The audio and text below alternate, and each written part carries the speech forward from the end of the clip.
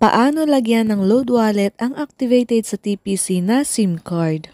May nag-comment sa aking tutorial paano mag-load gamit ang TPC app. Ito ang kanyang comment. Hi, confused po ako. Need pa po ba mag-top up sa app para makapag-load? Kasi direct po ginawa nyo na linode kaagad, di ko na gets kung saan galing yung money na pinang-load po. Sana masagot paano process niyan sa pagbayad. Thanks. Guys, magkaiba po ang load wallet sa regular na load. Para po malagyan ng load wallet ang ating activated na SIM or ang ating loader ay magpa-load po tayo sa mga dealer, mobile stockists or city stockists ni TPC. Be sure guys na activated ang iyong SIM card sa TPC bago kayo magpa-load wallet. For example, nagpa-activate ako ng SIM card para maging loader, load to all network, yung package na 300 pesos, so isa po akong retailer. Para makapag-load ako sa aking customer, magpa-load wallet ako sa mga dealer, mobile stockists, or city stockists ni TPC. Punta ako sa kanilang store, tas sasabihin ko na magpa-load wallet ako, TPC load wallet.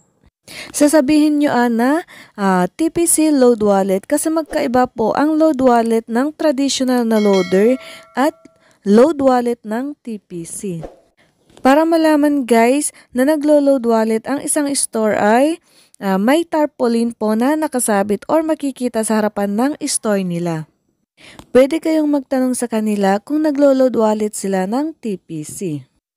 Pwede din guys magpa-load wallet through GCash sa mga dealer, mobile stockists or city stockists ni TPC.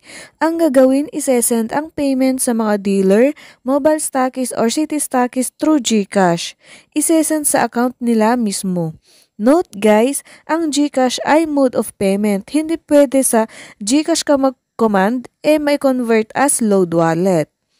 Depende po guys sa mga dealer, mobile stockists or city stockists ni TPC kung ano ang available na mode of payment nila. May iba na may Palawan Pay, Paymaya, etc. Ang mga retailer ay pwedeng magpa-load wallet sa mga dealer, mobile stockists at city stockists ni TPC. Ang dealer naman ay sa mga mobile stockists at city stockists siya magpapa-load wallet. At ang mga mobile stockists ay sa city stockists sila magpapa-load wallet. Yan po ang alam ko guys. So kailangan guys na magpa-load wallet bago may laman ang ating loader.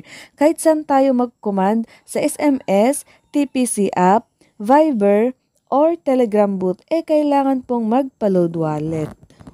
So yan lang guys. Thank you for watching guys and please don't forget to subscribe and click the bell button para updated kayo sa next nating tutorial video.